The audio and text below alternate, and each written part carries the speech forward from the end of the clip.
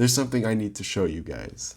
This past Christmas, or I guess, Christmas was a few months ago now, I received this from one of my friends, the top 100 movies watch list from IMDB.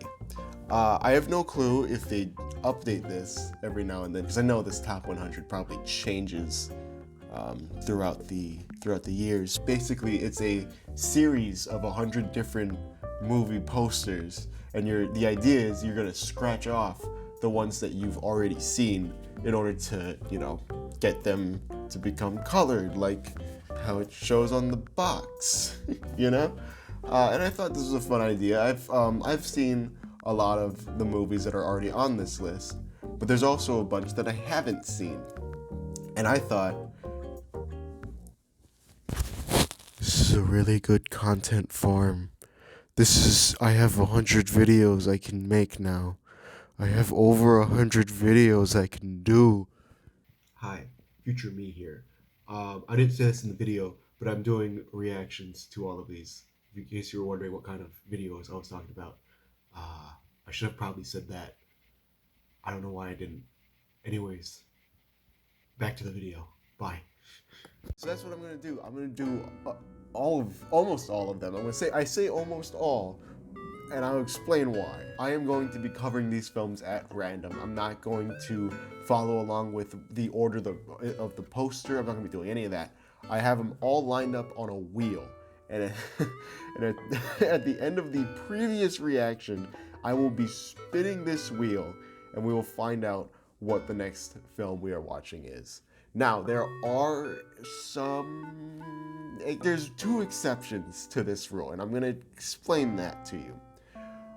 For this challenge, if the movie we land on is a part of a bigger franchise, I am requiring myself to watch all of the films that are necessary to understand the one that we landed on. Also, what I deem necessary is entirely up to me.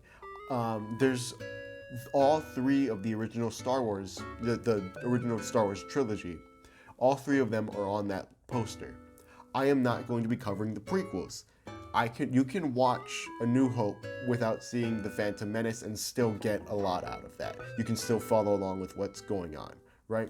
You cannot say the same for The Dark Knight Rises, or Infinity War and Endgame.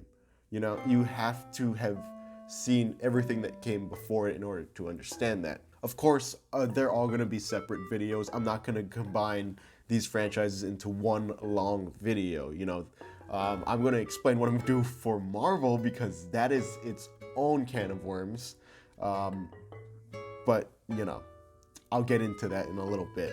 So just, for example, Batman Begins isn't on this list, but The Dark Knight and The Dark Knight Rises are. So if we land on one of those, we're going to be watching, Batman Begins as well, because that's necessary to understand, the story of the ones that follow it. Also, I feel like it's important to note, because I just made that rule, if we land on a second part in a trilogy and part 3 is also on this poster, we will not immediately watch the next one.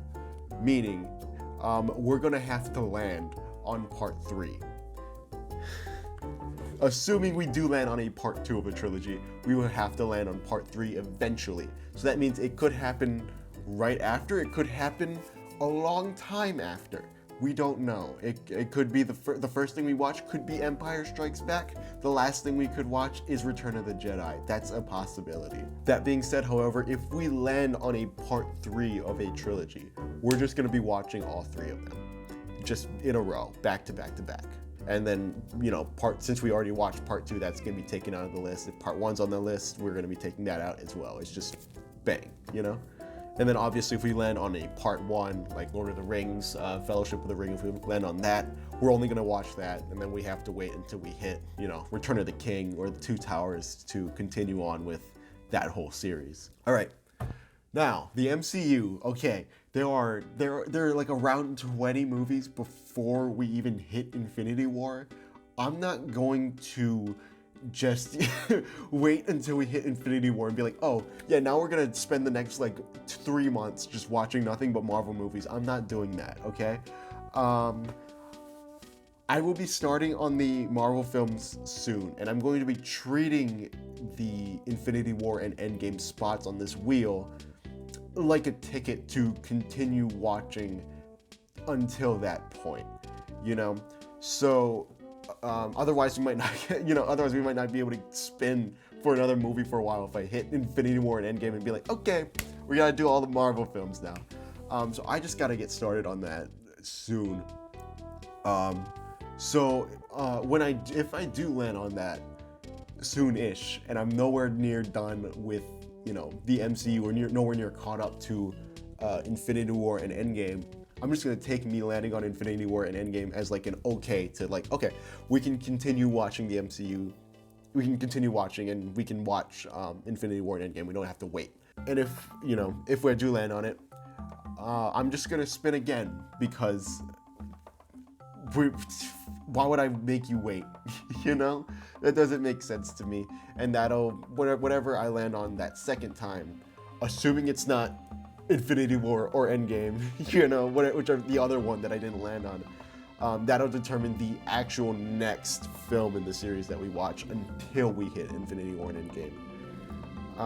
I do have to say, I said I would watch almost all of these movies on this list, and that is because I cannot cover films made by Studio Ghibli, unfortunately. There are 3 Studio Ghibli films on this poster, those being, I think, Spirited Away, Princess Mononoke, and Grave of the Fireflies. I cannot cover those because they don't really care for people doing reactions of this stuff, and I'd rather not get my channel taken down or get a strike or anything like that. Just to play it safe, sorry, there's gonna be no Studio Ghibli reactions on here. I don't want to risk it, playing it safe. That being said, all 3 of those films that I just listed are fantastic, and you should. I'm a Ghibli fan. I have a Boy and the Heron poster up on my wall now. I highly recommend you guys go and check it out. And that's really kind of the main reason why I want to do this challenge thing. It's because a lot of these are popular films. We got the Marvel films, we got Alien, we have all these, kind of, I don't want to say dude bro, but the idea of these popular films, but there's also films that are in black and white, films that are, in a foreign language, all of this other stuff, that are outside of people's comfort zones. And I kind of want to motivate people to watch more movies. And I know that's a funny thing to say after saying, we're watching all the Marvel films, but it's true though.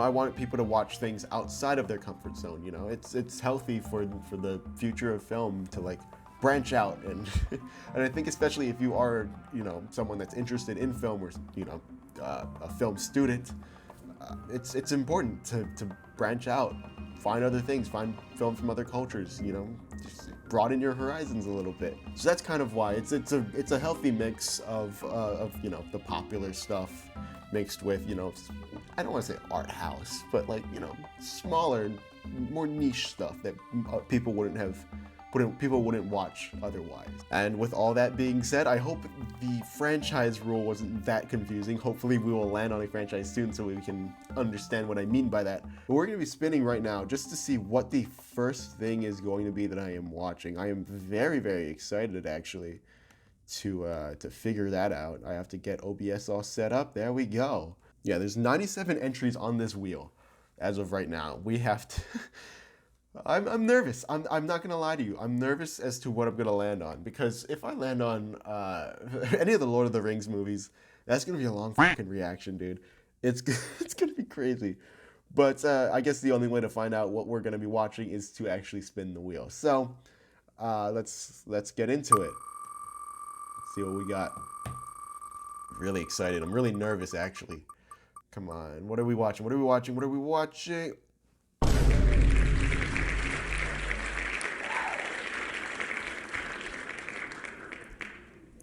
A part of me was hoping I wasn't going to land on this. Not because I don't like Star Wars. Don't take that as don't take that as, screw Star Wars. But I've already seen Star Wars, and it feels like everyone on the fucking internet does a Star Wars reaction video. And you know what? I guess I'm next in line. So yeah, tune in very soon where we will be covering Star Wars, I guess Star Wars A New Hope. I almost said 97, 1977. But yeah, I'm excited to finally watch Star Wars. I've already seen Star Wars. I'm excited to revisit the original Star Wars, have a review up with it, all of that fun stuff. Oh, by the way, I forgot to mention this. All of these reactions will be played out similarly to how I do my Avatar, I almost said Avatar: The Way of Water. Avatar: The Last Airbender. I will be approaching these reactions in a similar way. Also, I want you guys to know these are not going to be replacing all of my reactions, okay? I'm still doing Avatar. I'm just doing that in a different way. Also, I was sick for the past week or so I wasn't able to record anymore. I promise they are still happening. I am just really slow. Please give me some time. And there's also other films that I might be interested in doing reactions to. I will, those are separate from this challenge thing. But yeah, the standard format would be, for these videos, would be intro, movie, review, which would probably be the longest part of the video, if I had to guess, the review. And then at the end, we're spinning the wheel. So yeah, I hope you guys are excited for this cinematic journey that we're about to go on. I'm really looking forward to it. And yeah, that's about it. See you guys in Star Wars. See you guys for Star Wars very, very soon. I have no schedule for these. They'll come out whenever I finish them. I'm hoping to get one a week, at least. Same goes for Marvel. At least one a week. If I can do more, great. If not, sorry. But I'll see you guys very soon. Talk to you guys later. Bye.